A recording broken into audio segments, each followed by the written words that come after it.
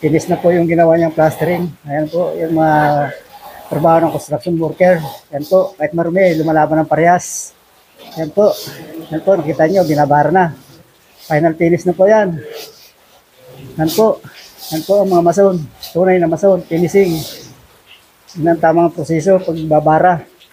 Basta tamang bara, talagang tamang finish po yan.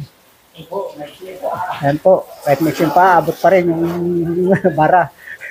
Ayan po, kahit mixing pa, nag-ano pa ng hollow blocks para makabot lang. Pinutulan niya pa niya, kay Mexi.